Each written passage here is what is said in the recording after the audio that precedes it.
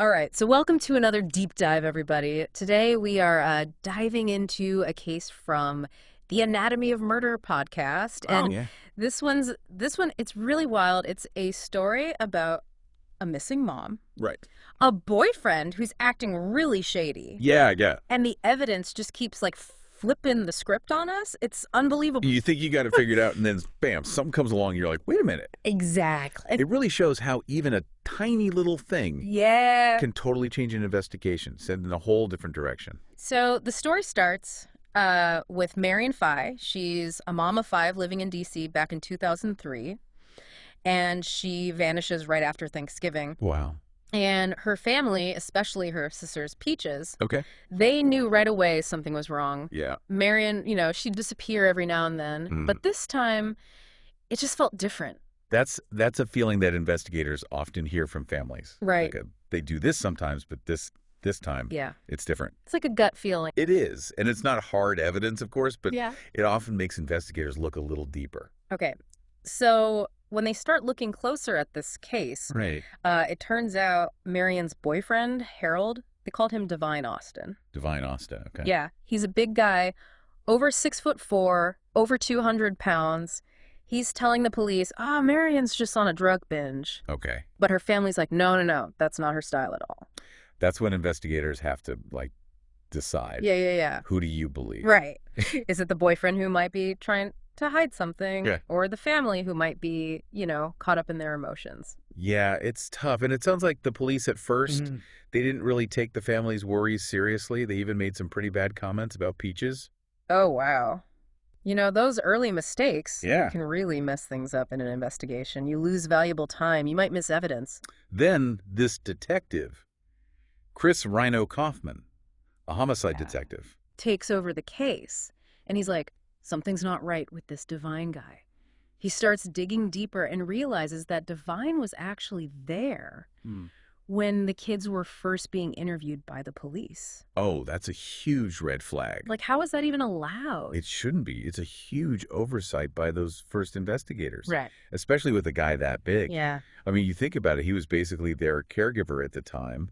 And, Divine being there, it could have really scared those kids, made them afraid to say anything. Oh, for sure.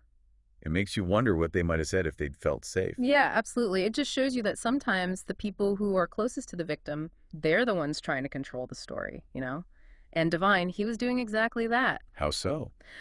Well, after Marian disappears, he starts getting rid of her stuff. He moves into a new house with her kids and starts dating someone new. It's almost like he was trying to erase her, like she never even existed.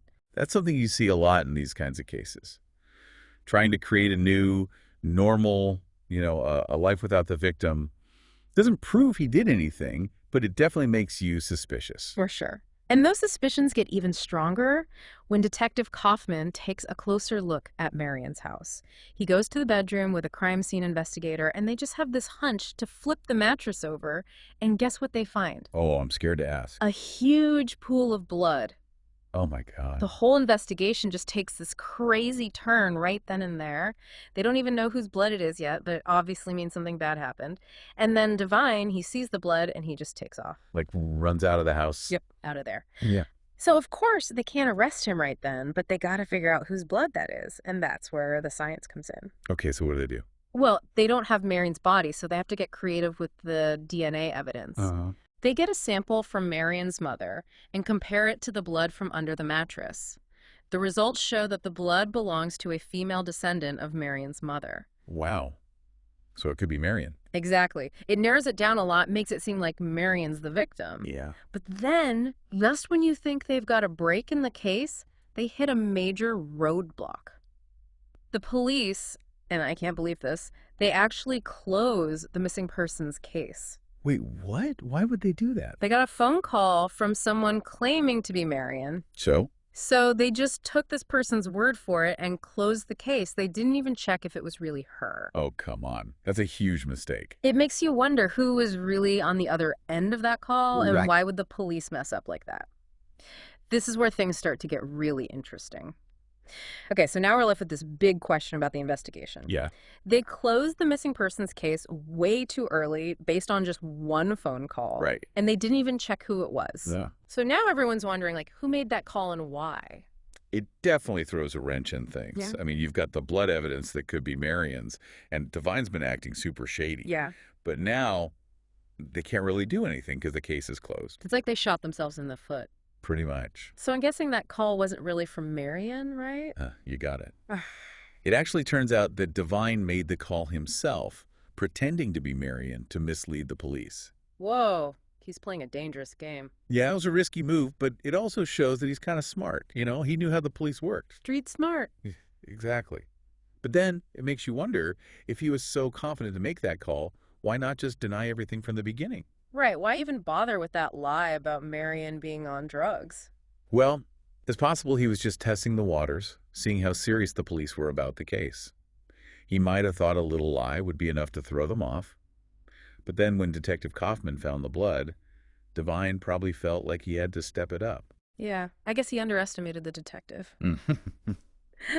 Speaking of twists, there's that car accident you mentioned earlier. The woman in that accident, it could have been Marian. Yeah, that's the thing that really throws everything off. Remember, this accident happened just a few days after Marian supposedly died. Right. And the other driver, who worked for the city, she filed an insurance claim. And get this, the insurance adjuster saw Marian and even took pictures. Wait, hold on. There are pictures of Marian alive after she was supposedly murdered. Yeah, it makes you question everything, right? This is getting hard to follow. I know. You've got a witness, an insurance claim, and pictures that don't fit with the idea that Marian was killed. So what did Divine say about that? Did he just give up and say, okay, fine, she's alive? Nope. He stuck to his story, saying that Marian was alive and just didn't want to be with her family anymore. I don't buy it. Yeah, the investigators didn't either. They still had the blood evidence, and Divine had lied about the phone call. So there were still a lot of reasons to be suspicious. Right? It's like none of the pieces fit together. They've got these pictures that seem to show Marian alive, but they also have all this evidence that suggests she might be dead.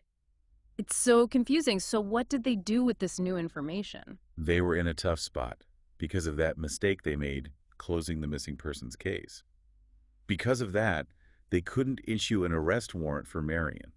Wait, an arrest warrant for Marian? What do you mean? Well, because of the insurance claim. If she was alive after she was supposed to be dead, then someone committed insurance fraud, and Marian would be the main suspect. So now they're dealing with a possible murder and an insurance scam? This is insane. Yep. And it raises even more questions, like, if Marian is alive, why is she running? And why pretend to be dead? And what about Divine? Was he in on it? It's like a puzzle with half the pieces missing. And what about the kids? They're stuck with Divine in the middle of all this? Yeah, that's a big concern. You've got Divine, who might be involved in a murder and insurance fraud, and the kids are right there with him. Their safety is a major issue for investigators. It's getting darker and more twisted by the minute. Conflicting stories, things not adding up, and kids caught in the middle. It's just a mess. So how do they even start to figure this out? Where do they go from here? We're back, and man, this case, it just keeps getting more and more complicated. Yeah. We've got maybe murder, maybe insurance fraud, people missing, kids who might be in danger, and now you're telling me there's this mysterious witness from Divine's past. Right. So what's the deal with this witness? What do they know? This witness, they knew Divine really well. They saw the real him, you know, behind the act he put on for everyone else. Okay. And they said he was manipulative, controlling, even violent. And this wasn't just like their opinion. This witness had actually seen Divine being violent, like really violent, doing stuff that was never reported to the police. Wow, that's scary. It definitely sounds like Divine could be dangerous, just like the investigators think. But does this witness actually know what happened to Marian? Do they know if she's, dead or alive? Well, no, not for sure. They don't know what happened to her. Okay. But what they do say is really important because it adds to this idea that Divine could have hurt Marian. Yeah. It's not proof, but it's another piece of the puzzle that makes Divine look bad. Right. So it's not like the final nail in the coffin, but it's definitely suspicious. So what did the investigators do with this new information? Did it change how they were looking at the case? They used it to build a stronger case against Divine. Remember, they've got the blood evidence, what the kid said, and how he acted after Marian was gone. Yeah. This new testimony from someone who really knew Divine, It just confirms what they're thinking. Okay. It makes it clear that Divine could be a real threat. It's all starting to come together, but we still have this big mystery about the car accident. Did they ever find out if the woman in those photos was really Marian? Well, the story we're looking at doesn't really tell us. Oh, come It on. leaves us hanging. We don't know for sure if it was Marian or not. So frustrating. And as we've seen, little details like that can change everything. Yeah. Okay, well, what about Divine? What happened to him in the end? Well, that episode of Anatomy of Murder, it ends before they tell us what happens. Are you serious? It's like a cliffhanger, you know? They leave you wanting more. Oh. So we're left with all these unanswered questions. Did they ever find Marian? Was she murdered, or did she run off for some reason?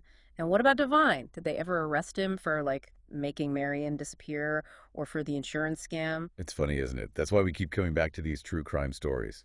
We want answers, we want justice, but sometimes real life just doesn't give us that. Yeah, it's easy to forget that these aren't just stories. These are real people's lives we're talking about. Right. And those unanswered questions, those doubts, they can stick with people for a long time. Absolutely. And it just shows you how complicated these cases can be. You've got human behavior, the police doing their thing, scientific evidence, and sometimes just plain luck, all mixed together. This case is a perfect example of how what seems like a simple investigation can turn into this crazy maze of twists and turns. Right. It just shows you never jump to conclusions because there's always more to the story than you think. Well said. It really makes you think twice about everything. So thanks for coming along with us on this deep dive, everyone. Yeah, thanks for listening. We'd love to know what you think about this case. Yeah. What are your theories? Head over to our website or social media and tell us your ideas. And don't forget to tune in next time for another exciting deep dive.